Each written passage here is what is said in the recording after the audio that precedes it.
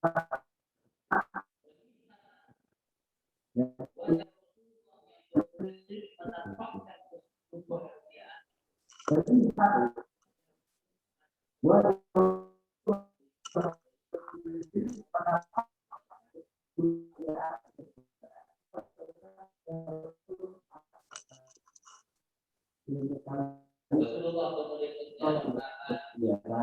tes tes tes tes tes tes tes tes.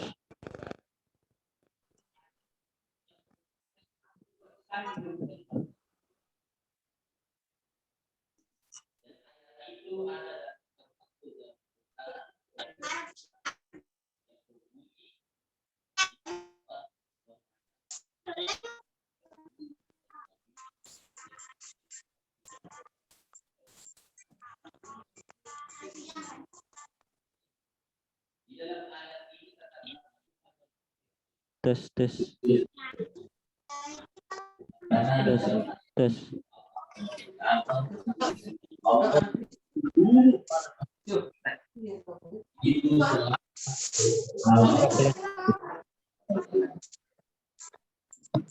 Racun. Tes.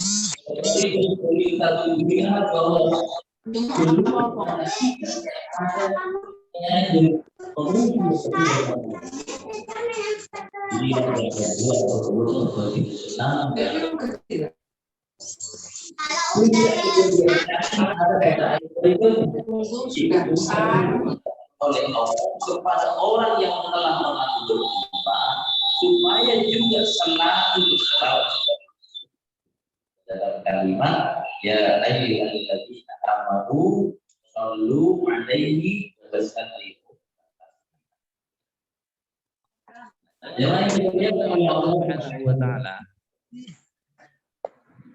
Dari ayat ini maka terdapat satu perintah bagi kita sebagai orang beriman sekaligus sebagai umat Rasulullah untuk banyak berselawat kepada Rasulullah. Sehingga orang beriman hukumnya wajib bersolawat kepada Rasulullah. Dan bersolawat itu menjadi salah satu tanda bukti cinta kepada Rasulullah. Gitu. Sebagaimana dalam pepatah ayat, pepatah mahfudat dalam bahasa Arab itu dikatakan man ahabba syai'an dzakarahu katsiran. Gitu. Siapa yang mencintai sesuatu, siapa yang mencintai seseorang, maka tentu orang itu akan banyak mengingatnya, akan banyak menyebut-nyebut namanya. Gitu. Begitu juga umat Rasulullah yang benar-benar cinta kepada Rasulullah, maka tentu dia akan selalu banyak menyebut namanya melalui ungkapan sholawat kepadanya. Belum lagi sebagai bentuk rasa cinta, umat Rasulullah yang banyak bersolawat itu akan mendapatkan kebaikan yang luar biasa. Ya. Di antaranya kebaikan orang yang bersolawat kepada Rasulullah adalah dia akan mendapatkan balasan berupa rahmat dan kebaikan langsung dari Allah Subhanahu wa taala. Dan kebaikan serta rahmat sebagai balasan dari Allah tidak hanya satu tapi berlipat ganda. Minimal kata Rasulullah 10 kebaikan. Sebagaimana sabda Rasulullah, man shalla alayya sholatan sallallahu alaihi asyrata sholawat. Gitu. Siapa yang bersolawat kepadaku 1 kali, maka Allah akan membalasnya berupa kebaikan dan rahmat sebanyak 10 kali. Dan Allah akan membalasnya secara tunai bagi orang beriman. Tunai di dunia dan juga nanti pada saatnya tunai pula secara cash di akhirat. Oleh karena itu, ulama-ulama soleh ketika masuk pada bulan Ramadan, pada bulan Sya'ban, di mana pada saat itu turun Al-Quran yang berisi tentang perintah untuk bersolawat kepada Rasulullah, maka menjadikan Sya'ban sebagai bulan untuk banyak bersolawat kepada Rasulullah. Nah ini apa namanya istimewanya bulan Sya'ban. Gitu. Kemudian peristiwa penting yang terjadi pada bulan Sya'ban yang sangat erat dalam kehidupan orang beriman, orang Islam, yaitu bulan Sya'ban juga tidak bisa dipisahkan dengan perubahan arah kiblat ibadah orang Islam seluruh alam. Gitu.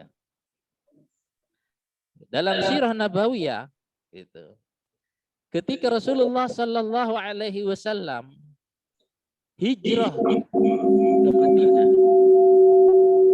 dan di Madinah tentu Rasulullah Sallallahu Alaihi Wasallam juga telah mengamalkan ibadah utama dalam agama, yaitu sholat, di mana ada yang mengatakan 16 bulan sejak hijrah Rasulullah di Madinah. Ada riwayat yang mengatakan selama 17 bulan. Rasulullah SAW ketika sholat menghadap ke arah Baitul Maqdis. Sebagaimana perintah Allah pertama ketika Rasulullah berada di kota Mekah. Kalau di kota Mekah, Rasulullah SAW mendapat arah kiblat dua-duanya.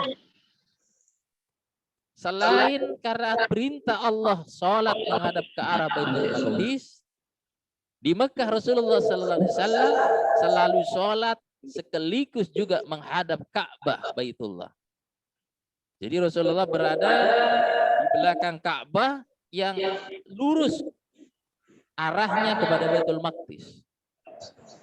Dan ketika Rasulullah sudah hijrah ke Madinah, apa yang biasa dilakukan oleh Rasulullah mengarahkan kiblatnya kepada Baitullah sekaligus lurus ke arah Baitul Maqdis sudah tidak bisa lagi. Sehingga arah Baitullah membelakangi sedikit dari kiblat Rasulullah ketika Rasulullah ibadah sholat menghadap ke Baitul Maqdis. Nah, selama pindah ke Madinah itu ada kerinduan yang besar bergejolak dalam hati Rasulullah untuk sholat menghadap ke arah Baitullah. Ya. Selama 17 bulan lamanya Rasulullah SAW mengangkat tangan, meminta dan berdoa kepada Allah supaya turun perintah kiblatnya menghadap ke Baitullah. Dan apa yang dilakukan oleh Rasulullah tentu mendapatkan pengawasan langsung dari Allah Subhanahu wa taala, zat yang Maha Al-Basir, zat yang Maha melihat secara sempurna.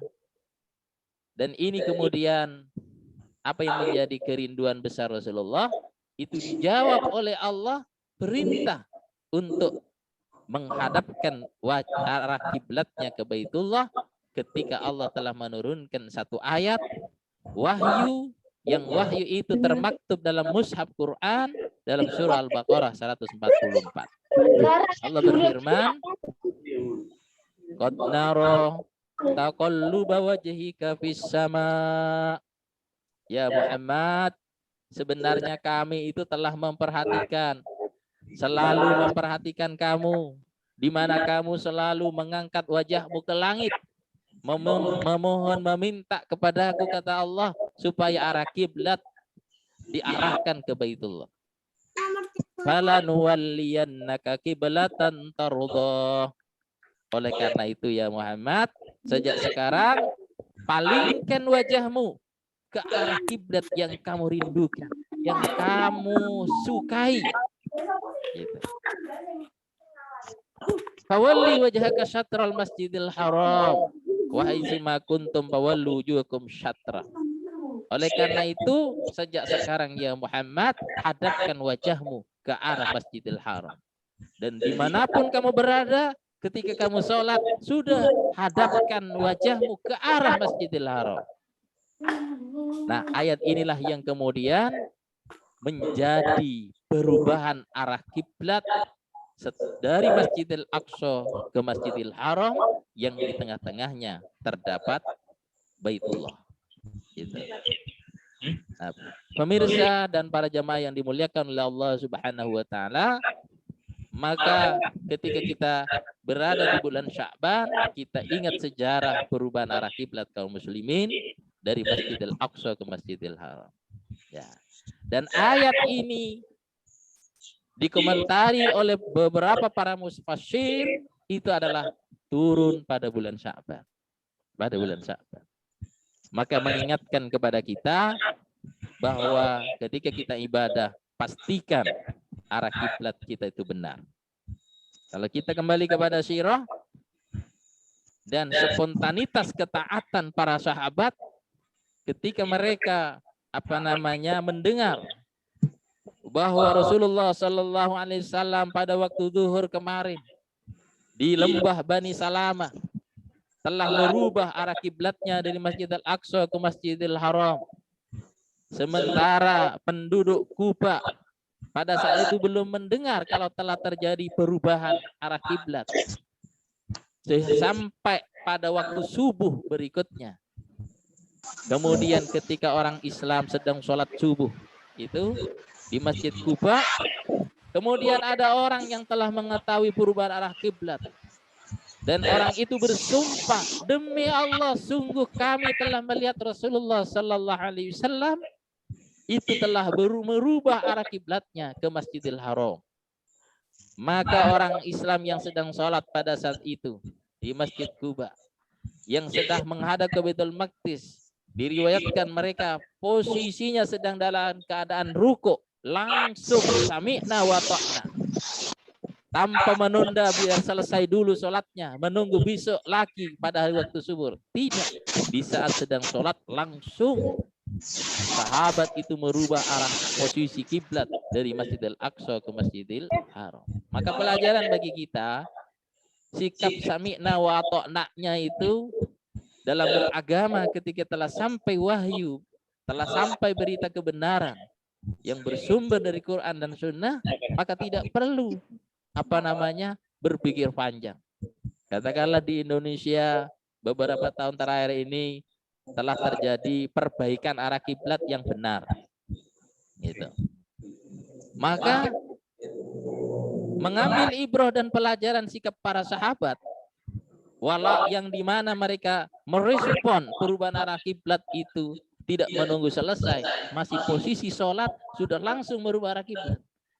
Maka mestinya orang beriman ketika ada arahan, salah satu umpamanya dari kementerian yang telah memiliki kompetensi mengukur arah kiblat yang benar, mestinya direspon. Tidak perlu berpikir panjang, nanti kalau arah kiblat masjid ini dirubah, nanti menghilangkan nilai estetika umpamanya, menghilangkan nilai seni, menghilangkan keindahan pandangan. Oh tidak, sahabat itu langsung sami'na wa ta'na. Dan alhamdulillah masjid-masjid saat ini telah mengambil sikap yang tepat ketika ada arahan, bahkan perintah dari lembaga yang berkompeten seperti kantor Kementerian Agama ketika menginstruksikan untuk memperbaiki arah kiblat, direspon positif oleh orang Islam, khususnya para takmir, untuk memperbaiki arah kiblatnya. Walaupun mungkin di sana ada aspek estetika, ada aspek keindahan yang berkurang karena perubahan arah kiblat. Tetapi itulah sebagai bentuk kecintaan kepada Allah dan Rasul-Nya melebihi segala-galanya. Apalagi hanya mengutamakan aspek keindahan, estetika, seni, dan lain sebagainya. Nah, ini beberapa peristiwa bersejarah yang terjadi pada bulan Sya'ban. Sehingga bulan Sya'ban tidak bisa dilepaskan begitu saja daripada ingatan orang berislam. Kemudian pada bulan Sya'ban itu adalah bulan di mana amal manusia yang bersifat tahunan akan diangkat ke langit. Wah ini. Jadi pada bulan Sya'ban ini, gitu. Maka supaya kita tidak menjadi orang yang rugi berjumpa dengan bulan Sya'ban ini, kita merujuk kepada apa yang dilakukan oleh Rasulullah, para sahabat, dan salafus saleh. Gitu. Selain strategisnya bulan Sya'ban sebagai pintu gerbang menuju bulan Ramadan yang seluruh orang beriman ingin nanti mendeklarasikan diri sebagai orang yang sukses, beruntung, pemenang ketika sudah masuk pada bulan Syawal. Gitu. Nah, kemenangan seseorang ketika tampil pada bulan Ramadan itu sungguh sangat ditentukan sejauh mana persiapan yang dilakukannya. Kalau kita menganalogikan kepada petinju di atas ring, maka menang dan tidaknya sang petinju di atas ring, apakah dia menjadi sang juara atau menjadi sang pecundang, maka sangat ditentukan sejauh mana riyadhah yang dilakukan, persiapan yang dilakukan sebelumnya. Maka kalau orang Islam ingin tampil sebagai pemenang pada bulan Ramadan besok, sehingga layak mendeklarasikan diri minal faizin, ya, orang yang sukses dan beruntung dengan Ramadan, maka mestinya menjadikan bulan Sya'ban ini sebagai bulan yang sangat strategis untuk meraih kemenangan besok pada saatnya ketika telah masuk pada bulan Ramadan. Gitu. Nah, pemirsa dan para jamaah yang dimuliakan oleh Allah Subhanahu wa taala, gitu. Rasulullah sallallahu alaihi wasallam itu menjadikan bulan Sya'ban ini sebagai bulan riyadhah. Bulan menempa diri, bulan untuk mempersiapkan diri menghadapi datangnya bulan Ramadan. Dan apa yang dilakukan oleh Rasulullah itu pula yang dilakukan oleh para sahabat, para tabi'in dan salafus saleh. Gitu. Maka Rasulullah SAW mengisi bulan Ramadan dengan amal. Gitu. Dalam satu riwayat, Sayyidah Aisyah menceritakan, ma ra'aitu Rasulullah sallallahu alaihi wasallam istakmala siyamahu fi syahrin illa Ramadan. Aku tidak melihat, kata Sayyidah Aisyah, aku tidak melihat Rasulullah sallallahu alaihi wasallam berpuasa penuh sepanjang bulan kecuali pada bulan Ramadan. Wa ma ra'aituhu, dan aku juga belum pernah melihat Rasulullah sallallahu alaihi wasallam istaktsara siyama illa fi Sya'ban. Aku juga belum pernah melihat Rasulullah sallallahu alaihi wasallam banyak berpuasa dalam satu bulan kecuali ya pada bulan Sya'ban ini. Ya. Dan masih banyak riwayat yang lain. Ada riwayat Imam Abu Daud dan Tabrani. Ahabbus syuhur ilaihi siyaman Sya'ban. Bulan yang paling dicintai oleh Rasulullah itu banyak berpuasa adalah bulan Sya'ban. Nah, jamaah dimuliakan oleh Allah Subhanahu wa taala, maka Rasulullah sallallahu alaihi wasallam menjadikan bulan Sya'ban ini sebagai bulan riyadhah, sebagai bulan persiapan. Sehingga Rasulullah banyak beramal pada bulan Sya'ban itu. Di antara amal yang dilakukan oleh Rasulullah tentu mestinya menjadi contoh bagi kita sebagai umatnya adalah banyak berpuasa. Dan bulan yang paling dicintai Rasulullah untuk banyak berpuasa adalah bulan Sya'ban ini. Sampai ada sahabat itu bertanya, "Ya Rasulullah, kenapa engkau banyak berpuasa pada bulan Sya'ban ini?" Qala, Rasulullah menjawab, "Hadza syahrun yurfa'ul a'mal ila rabbil alamin. Wa ana ahabbu ayyurfa'a amali wa ana shaim." Ini juga alasan lain Rasulullah. Ya, ketika ditanya, "Ya Rasulullah, kenapa engkau pada bulan ini kok banyak sekali berpuasa?" kan itu.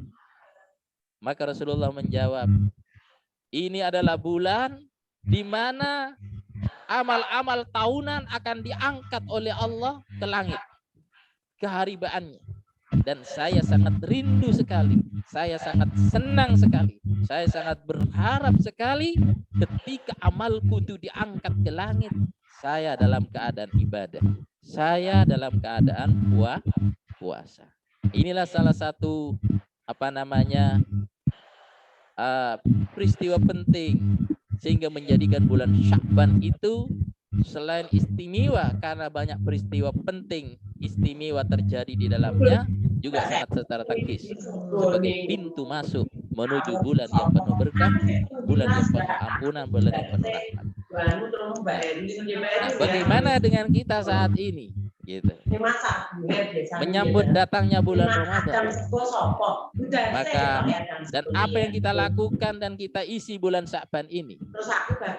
Nah, tentu kita lakukan, kita isi bulan Sya'ban ini adalah dengan amal-amal utama yang menjadi utama nanti pada bulan Ramadan. Kalau pada bulan Ramadan, amal yang paling utama bahkan nilainya wajib tentunya adalah puasa.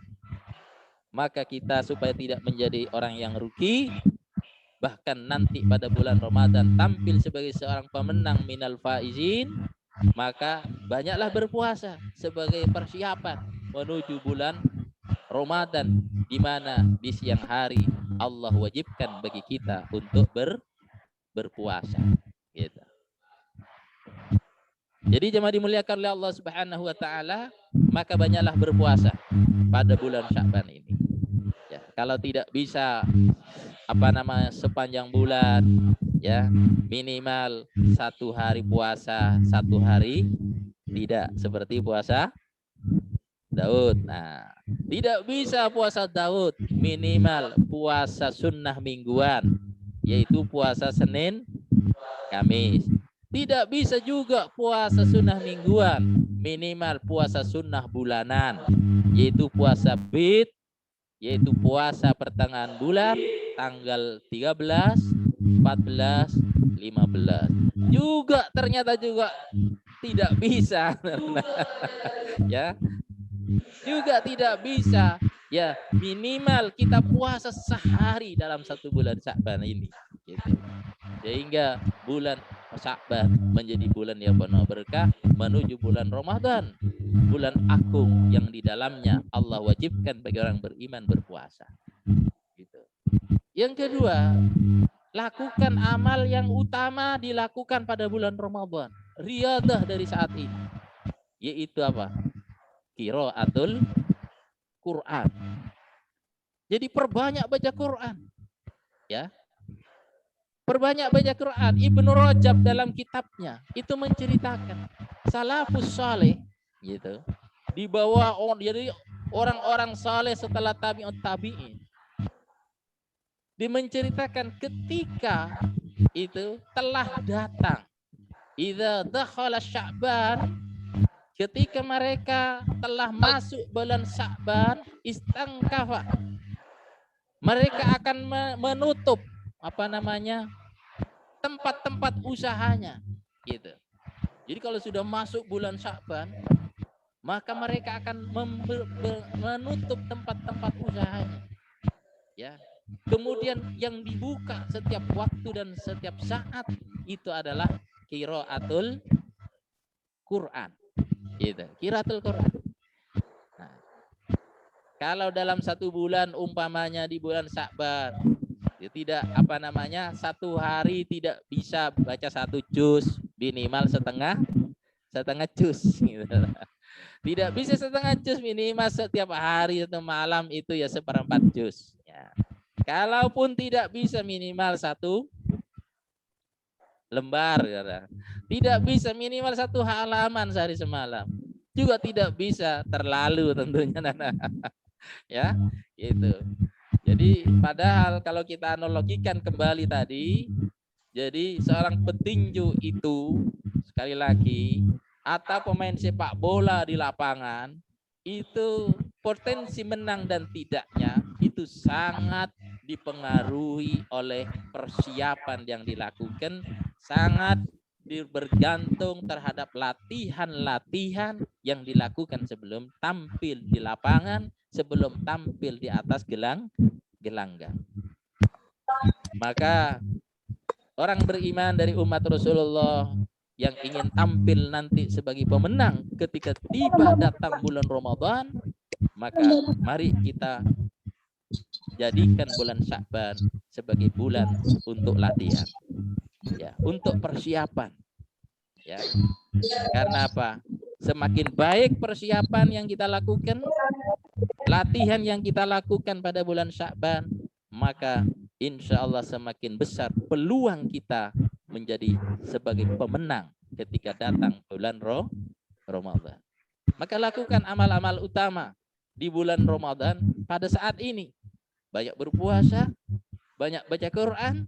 Kemudian amal utama lain pada bulan Ramadan adalah qiyamul lail, ya, yang ditandai dengan sholat tarawih dan sholat witir. Maka pada bulan Sya'ban maksimalkan untuk berpuasa, qiyamul lail, ya.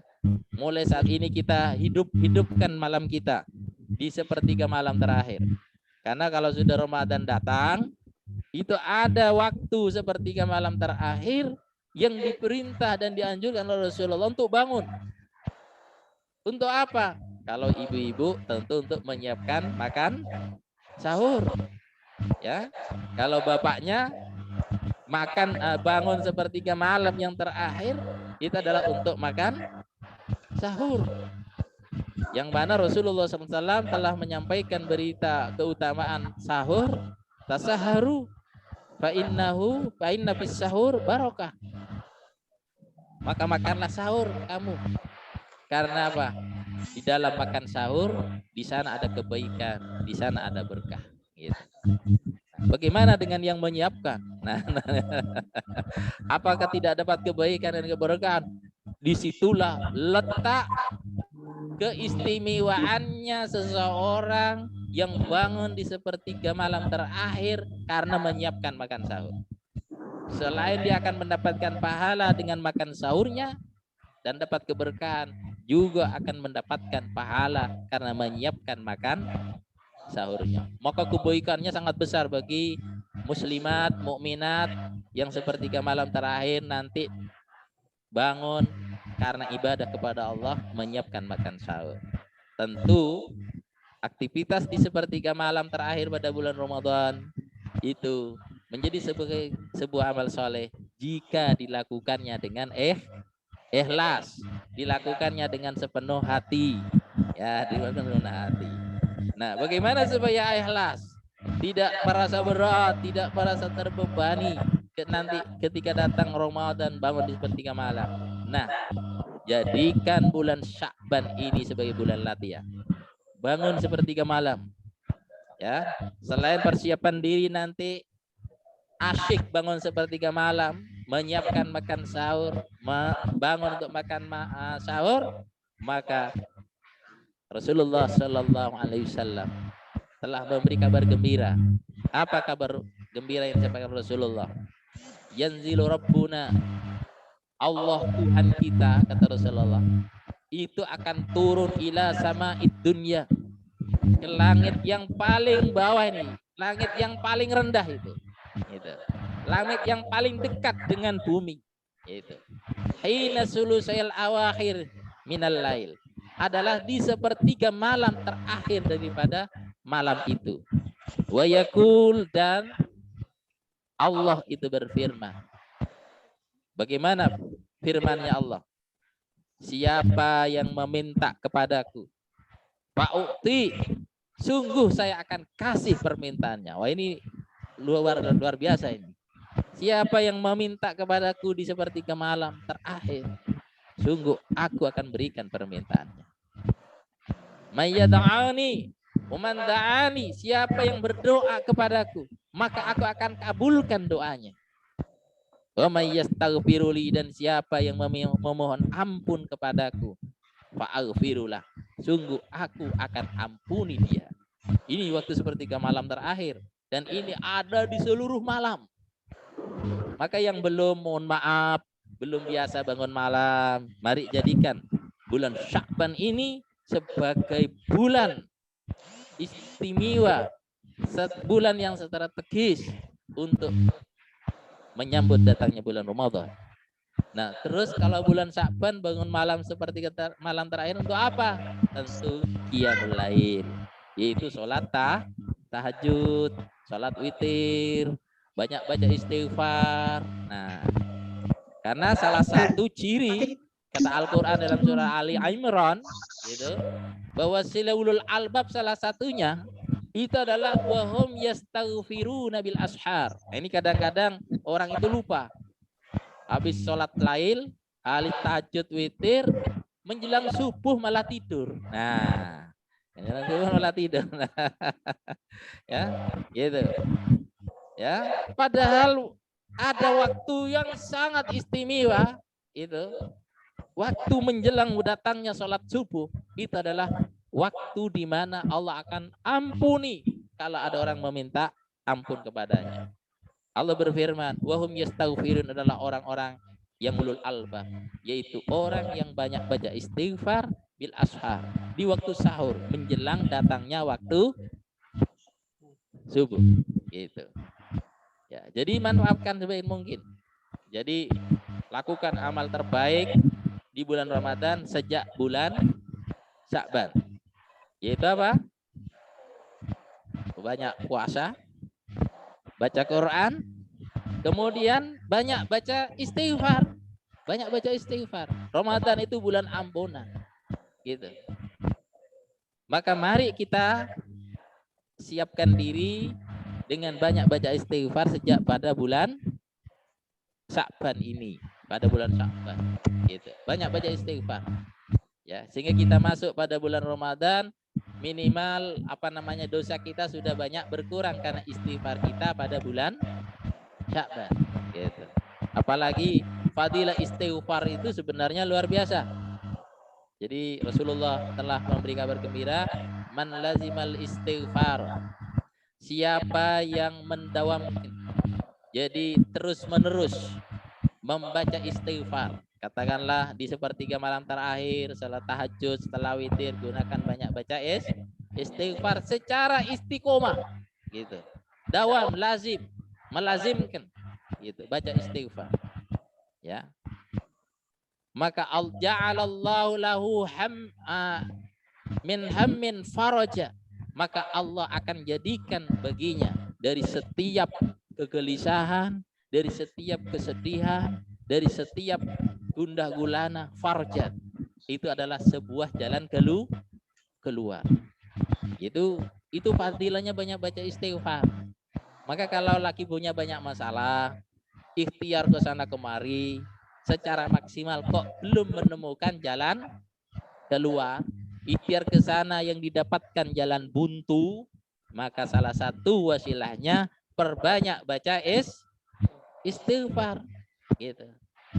Sehingga apa? Kesedihan, perkara yang membuat sedih, perkara yang membuat gelisahnya hati, ya perkara yang membuat galaunya perasaan, itu diganti oleh Allah dengan hati yang senang, bahagia, optimis. Itu dengan cara apa? Salah satunya kata Rasulullah, dawamkan baca istighfar gitu.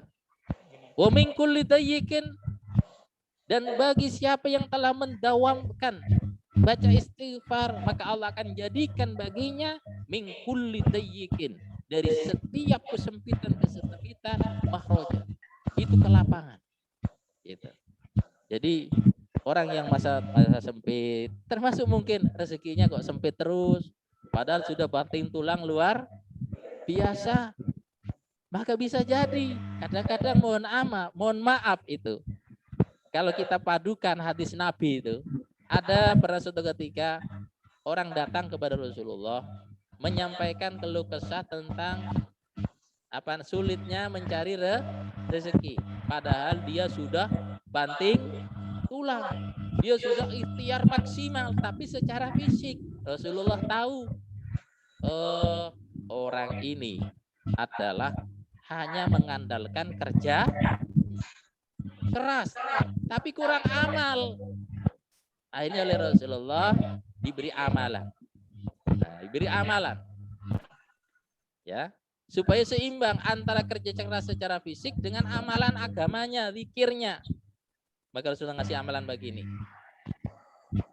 Siapa yang membaca subhanallah wa bihamdi subhanallahil azim, astaghfirullah la haula wala quwata illa billah, mi'ata marrat qabla fajri.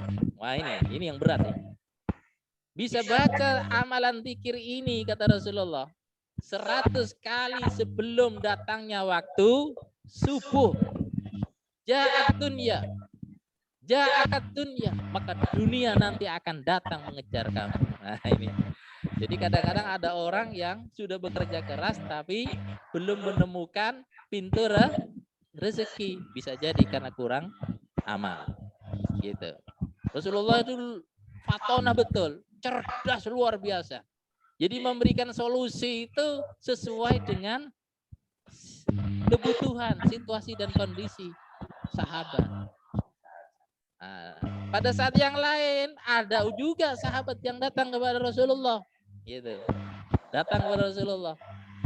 Dia mengadukan tentang kesulitan ekonominya, kesulitan rezekinya.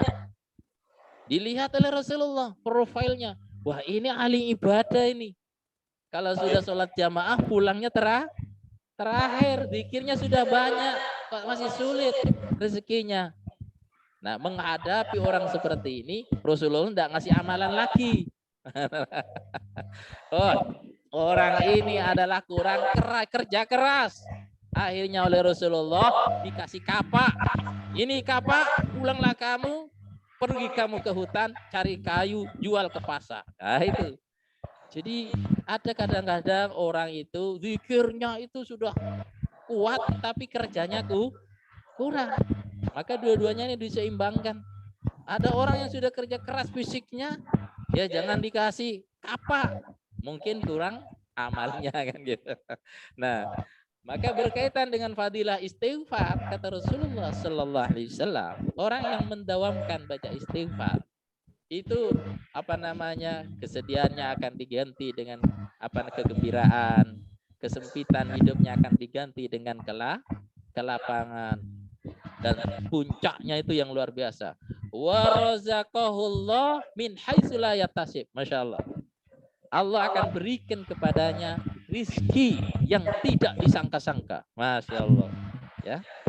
Orang yang banyak baca istighfar, setelah baca keras, kok rizkinya mesana, mentok ke sini, mentok ikhtiar ini malah bangkrut. Modal malah hilang. Jangan-jangan amalnya yang kurang. Ya. Jadi zikirnya yang kurang. Gitu. Maka perbanyak baca istighfar. Kalau maksiat itu bisa menjadi sebab jauhnya rezeki, tertutupnya pintu rezeki, maka istighfar itu menjadi penarik datangnya rezeki, pembuka pintu rezeki. Maka di bulan Sya'ban perbanyak baca istighfar. Dan itu yang dilakukan oleh Rasulullah, para sahabat dan salafus saleh. Jadi kalau biasa di bulan lain itu baca istighfar 1000 kali umpamanya, maka bulan Sya'ban tingkatkan 2 kali lipat, minimal jadi 2000 kali umpamanya. Ya, tapi kan orang beriman itu minimal sehari sudah baca istighfar berapa kali minimal? Ya, 50 kali.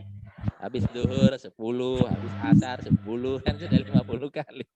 Kalau hanya mengandalkan zikir ba'da shalah istighfarnya, maka di bulan Sya'ban tingkatkan, lipat gandakan. Insya Allah nanti akan ada keajaiban yang datang berkaitan dengan kelapangan hatinya, kebahagiaan, jalan keluar atas masalah-masalah kehidupannya, bahkan ada rezeki yang datangnya tanpa diduga. Maka dalam Quran surah Hud ada ayat yang berkaitan dengan fadilah istighfar sebagai solusi masalah. Bahkan tidak hanya masalah kehidupan pribadi rumah tangga, masalah kebangsaan. Katakanlah Nabiullah Hud alaihissalam, kita diangkat sebagai nabi, negaranya dalam keadaan miskin, ya, rakyatnya dalam keadaan kelaparan, gitu. Karena apa? Tanah semuanya tandus, lama tidak turun hujan. Maka Nabiullah Hud alaihissalam mengadu kepada Allah, meminta solusi dan jalan keluar. Akhirnya Allah perintahkan kepada Nabiullah Hud untuk menyuruh kepada umatnya beristighfar kepada Allah Subhanahu wa ta'ala. Akhirnya apa? Seruan yang dilakukan oleh Nabiullah Hud bukan untuk membangun infrastruktur, bukan. Karena ternyata penyebabnya Allah tutup pintu-pintu keberkahan itu karena terlalu besar dosanya kaumnya Nabi Hud. Maka solusinya Allah berikan solusi yang bisa membuka pintu-pintu rezeki dan keberkahan. Apa itu? Ajak kaumnya untuk banyak baca istighfar. Faqulu astaghfiru rabbakum summa tubu ilaihi yumattikum mata'an hasana.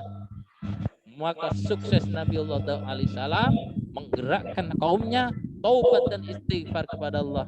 Akhirnya apa? Allah berkehendak memberikan kenikmatan yang berlimpah. Ya, tanah yang sebelumnya tandus menjadi subur sebab Allah turunkan hujan. Itu. Ya, tentu tidak hanya istighfar saja, tapi tadi menyeimbangkan antara istighfar dengan ikhtiar maksimal. Gitu. Maka ketika orang merindukan dosa-dosanya diampuni dengan datangnya bulan Ramadan, maka jadikan momentum Sya'ban sudah banyak membaca istighfar. Gitu. Kemudian salafus saleh juga, idza dakhala Sya'ban, apabila mereka telah masuk bulan Sya'ban, selain mereka ayyasumah mereka berpuasa di dalamnya, mereka itu mengeluarkan zakat mimmalihim dari hartanya itu pada bulan Sya'ban. Gitu. Supaya apa? Takwiyatan lil fuqara'i wal masakin ayyasuma fi Ramadan. Itu. Jadi salafus saleh ketika datang bulan Sya'ban, mereka jadikan bulan Sya'ban itu momen untuk mengeluarkan zakat malnya. Zakat malnya. Kalau kita selama ini kan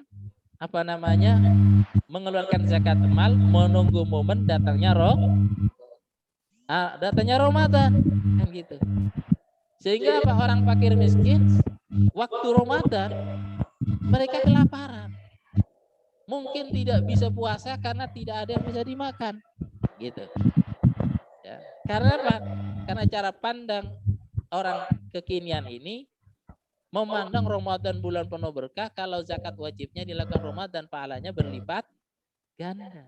Tapi asas manfaatnya tidak terasa. Kalaupun sampai zakat malnya ke orang fakir miskin, akhirnya orang fakir miskin yang tidak puasa karena kelaparan di bulan Ramadan hanya berganti baju baru pada hari raya. Nah, salafus saleh ketika datang bulan Sya'ban, mereka berlomba-lomba mengeluarkan zakat malnya supaya apa? Takwiyatan lil fuqara'i wal masakin ayyasuma Ramadan. Supaya orang fakir miskin itu telah mendapatkan sebelum Ramadan bagian zakat mal daripada orang-orang kaya, sehingga mereka itu siap menghadapi Ramadan, mereka kuat menghadapi Ramadan. Itu. Nah, bagaimana dengan hadis Nabi, Ustaz? As-sadaqah afdalus sadaqah fi Ramadan. Nah, hadis ini konteksnya bukan zakat wajib. Itu. As-sadaqah afdalus sadaqah fi Ramadan, konteksnya itu adalah sedekah sunnah.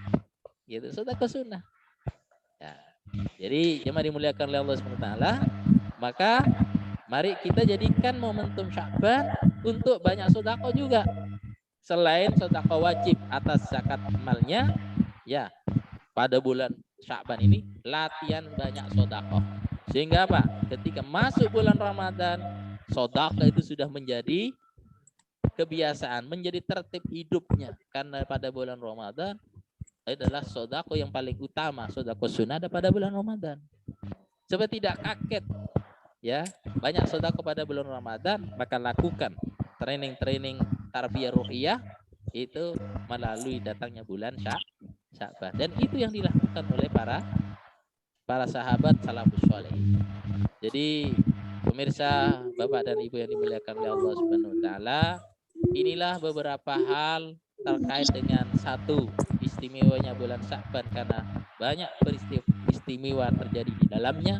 Juga Ramadan sebagai bulan strategis, bagi orang beriman yang ingin sukses besok ketika berjumpa dengan bulan Ramadan.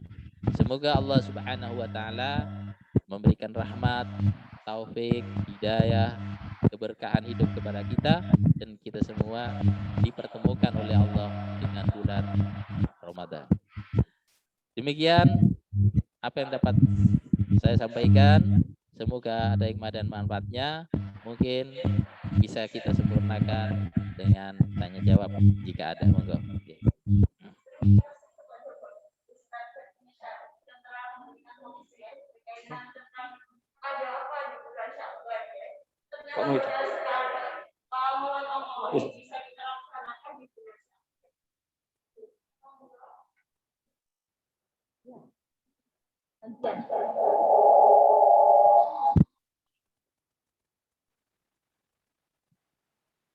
Terima kasih ya Bapak atas tausiah yang disampaikan. Monggo untuk wali murid yang ingin menanyakan berkaitan tentang materi ada apa di bulan Sya'ban, saya persilahkan untuk angkat tangan. Nanti supaya admin, supaya operator nanti bisa mencari.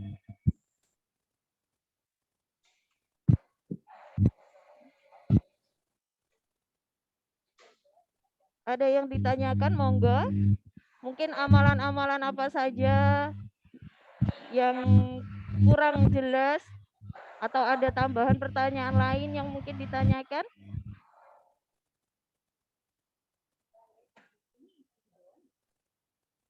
Bisa lewat chat juga. Atau mungkin yang belum kedetek bisa lewat chat. Di chat saja.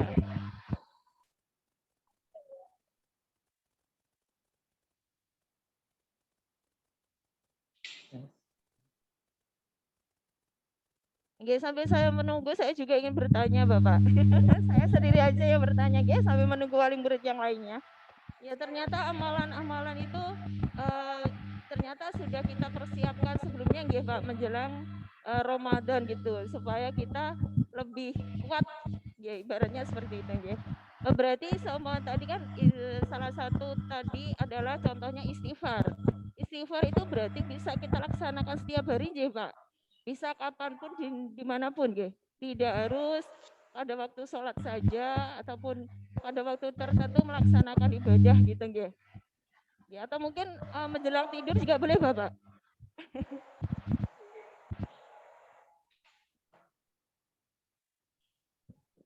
Baik, terima kasih.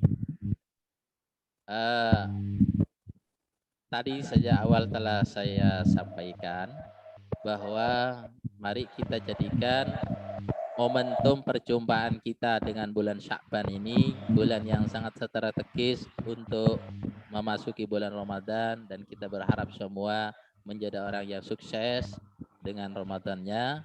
Maka perbanyak melakukan amal-amal di bulan Sya'ban ini, terutama amal-amal yang menjadi utama nanti pada bulan Ramadan. Di antaranya puasa, banyak puasa sunnah. Mulai sekarang sudah banyak baca Quran, banyak bersolawat kepada Rasulullah, banyak bersedekah, kemudian perbanyak pula membaca kalimat istighfar gitu. Nah, membaca kalimat istighfar ini termasuk kalimat thayyibah, itu termasuk zikir yang syariatnya tidak ditentukan waktu dan tempatnya. Artinya ini memiliki waktu yang sangat luas, tempat yang sangat luas untuk kita amalkan. Jadi baca istighfar itu bisa dilakukan setiap saat, setiap waktu, di tempat manapun kita berada. Hanya saja ada waktu-waktu istimewa untuk kita amalkan amalan zikir istighfar ini. Salah satunya waktu istimewa itu adalah setiap ba'da sholat maktubah. Setiap ba'da sholat fardu. Kenapa Rasulullah SAW membuat SOP zikir ba'da sholat fardu? Itu selalu ada baca kalimat istighfar. gitu, minimal 10 kali gitu.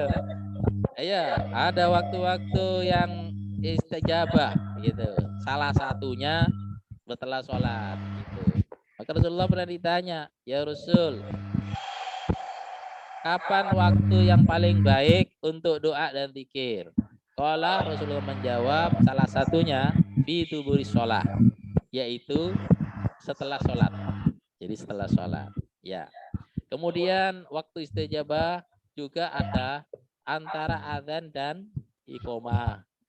Maka pergunakan antara adzan dan iqomah selain berdoa kepada Allah juga banyak baca istighfar dan sholawat gitu.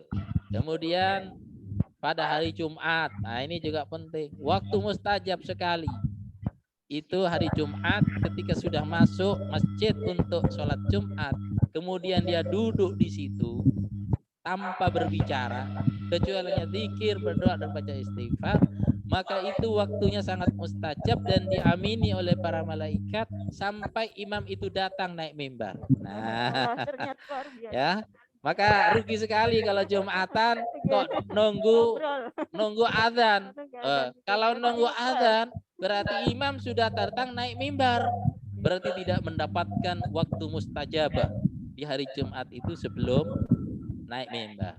Waduh, tadi karena kesibukan, macet di jalan, sehingga datang masjid imam sudah naik mimbar. Islam itu agama yang rahmatan lil alamin. Banyak jalan meraih keistimewaan. Kalau hari Jumat itu tidak bisa mendapatkan waktu istimewa sebelum imam naik mimbar, masih ada waktu. Terutama mungkin bagi ibu-ibu yang tidak sholat Jumat. Kapan? Waktu terakhir setiap hari Jumat. Jadi setelah sholat asar sampai datangnya waktu maghrib, itu adalah waktu yang mustajab di mana siapa yang berdoa pada saat itu doanya tidak tertolak. Nah, maka manfaatkan. Ini hari Jumat, habis asar sampai datangnya waktu maghrib, manfaatkan untuk banyak berdoa. Termasuk juga banyak istighfar. Maka rugi sekali kalau kemudian ada agenda dilakukan pada Jumat sore, apalagi agendanya hanya main-main gitu. Jangan sampai dilewatkan sebelum adzan maghrib, tidak sempat istighfar, tidak sempat berdoa, karena di situ waktu mustajab yang doa tidak akan tertolak. Termasuk juga yang mustajab tentu adalah sepertiga malam yang terakhir. Jadi, ternyata setiap hari itu gitu. ada waktu-waktu mustajab Buat tersendiri. iya. Ramadan, ya tidak menunggu bulan Ramadan. Ya. Tidak dulu pertanyaan yang pertama, Assalamualaikum. Zikir apa diamalkan saat bulan Sya'ban? Ini dari dia kelas 4 Ibrahim. Monggo pertanyaan satu dulu Bapak dijawab. Ya. Jadi amalan apa yang paling utama dilakukan pada bulan Sya'ban? Yaitu amalan yang utama pada bulan Ramadan kita lakukan pada bulan Sya'ban. Nah, apakah zikir itu hanya terbatas pada istighfar? Tidak. Ada amalan yang tidak boleh ditinggal dan itu sangat besar nilainya adalah kalimat thayyibah. Ya, yaitu kalimat tauhid. Yaitu kalimat la ilaha illallah. Rasulullah SAW itu pernah bersabda, Abdul dzikri la ilaha illallah. Zikir yang paling utama itu adalah kalimat la ilaha illallah. Jadi keutamaan membaca kalimat la ilaha illallah itu sangat banyak sekali dan sangat menarik hati. Nah itu. Maka termasuk juga di bulan Sya'ban ini banyak membaca kalimat la ilaha illallah. Usahakan dan posisikan diri menjadi ahli kalimat tahlil.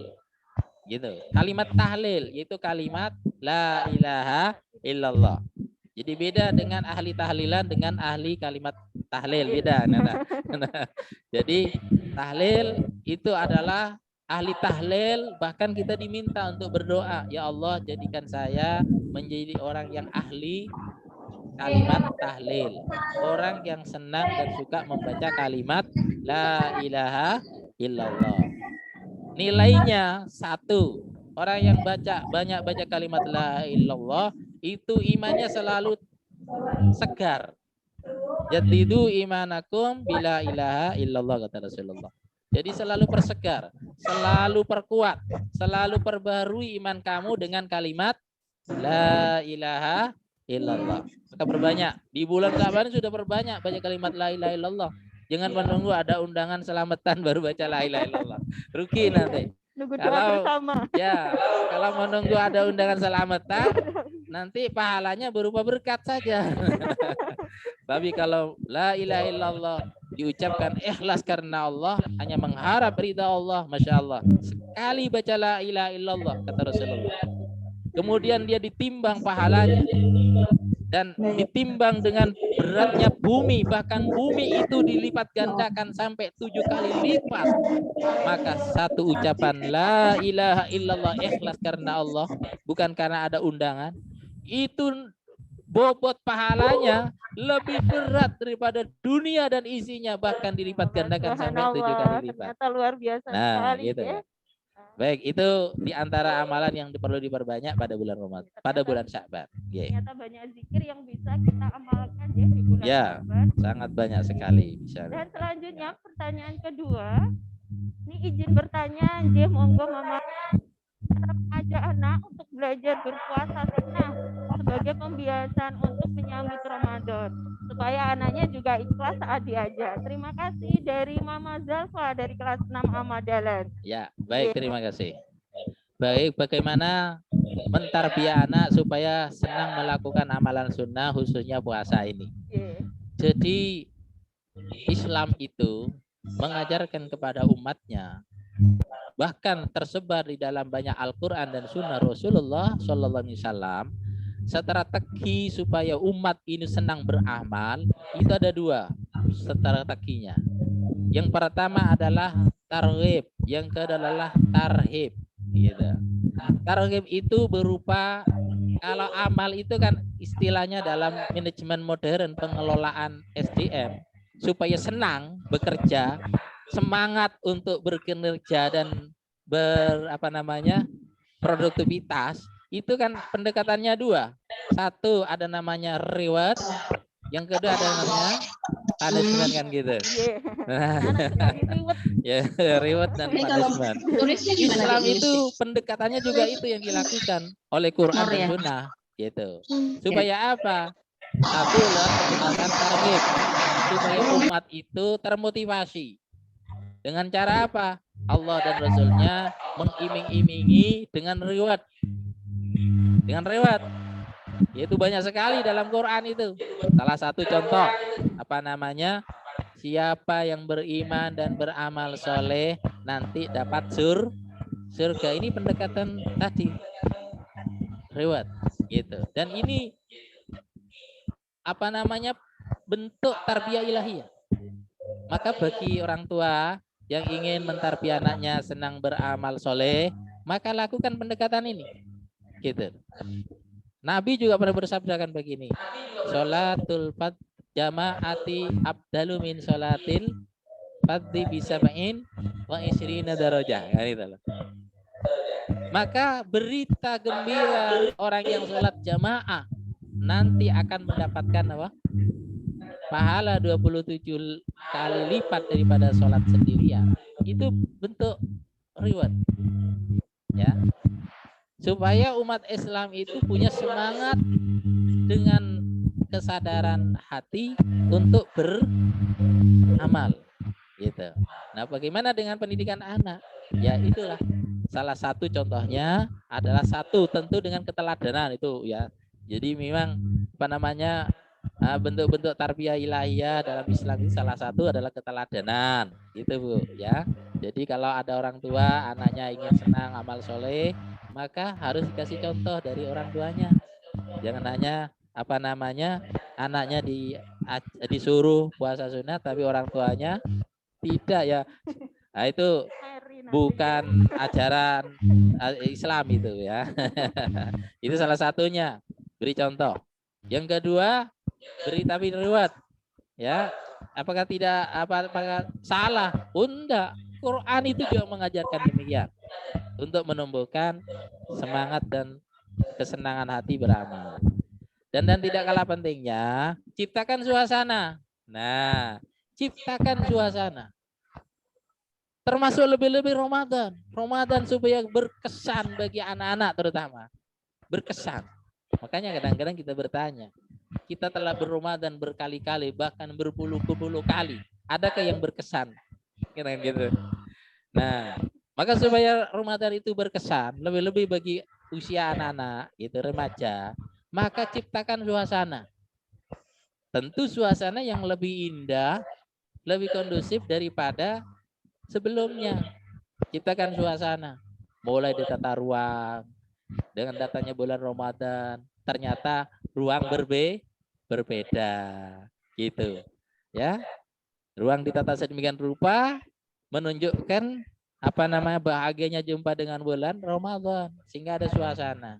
Termasuk juga mungkin menu. Nah, itu ya, ciptakan suasana ya, dengan sampai menu puasa dengan tidak podo ae. Bagi anak kecil itu tidak menarik. Biar termotivasi. Iya, Semangat gitu. dulu. Jadi ciptakan suasana.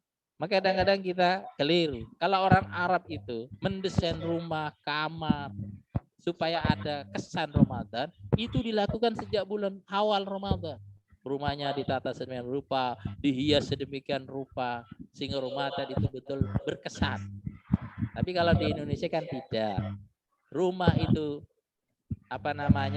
desain itu berubah, tata ruang itu berubah, suasananya berubah kalau sudah takbiran. Nah, jadi yang berkesan itu bukan Ramadannya, tapi yang berkesan apa? Hari rayanya. Makanya yang ditunggu oleh anak-anak biasanya kapan hari raya gitu loh. Yang dibayangkan kesannya. Di sana ada makanan enak-enak, ada jajan enak-enak, apalagi ada merconnya bareng. Nah, itu. Jadi menciptakan suasana itu penting. Gitu. Gitu demikian. Terima kasih, J. Ya. Pertanyaan dari Mbak Zalfa, Mama Zalfa kelas 6. Ya, mohon maaf untuk wali murid yang bertanya, nanti mungkin bisa dijawab lewat offline ya Bapak. Ya, siap, insya Allah. Jika nanti ada pertanyaan, nanti kami hubungkan ke Ustadz Ibni Syarif, teman nanti bisa dibalas langsung lewat offline. Ya, mohon maaf ya Mama karena waktunya sudah habis. Jadi untuk pengajian komite hari ini kita tutup dulu. Apabila ada salah kata, saya minta maaf yang sebesar-besarnya. Kita tutup dengan bacaan kafaratul majelis. Subhanakallahumma wa bihamdika asyhadu an la ilaha illa anta astaghfiruka wa atubu ilaik. Billahi taufiq wal hidayah. Wassalamualaikum warahmatullahi wabarakatuh. Sampai ketemu di pengajian komite. Waalaikumsalam warahmatullahi wabarakatuh.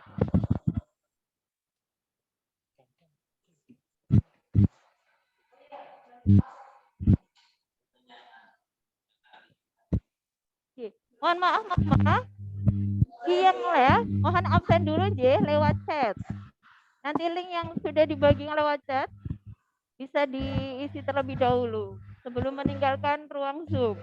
Terima kasih.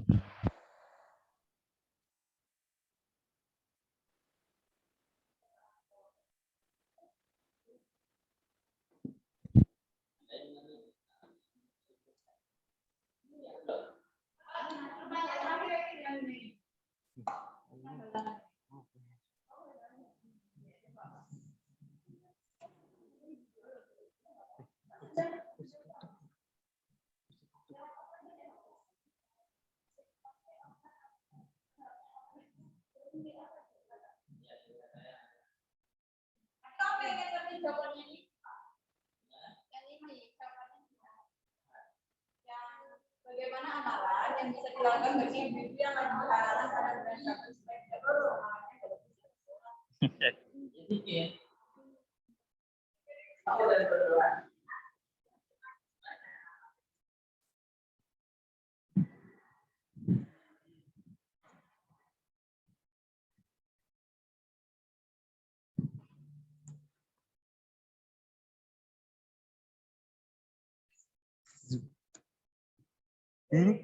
Ampun.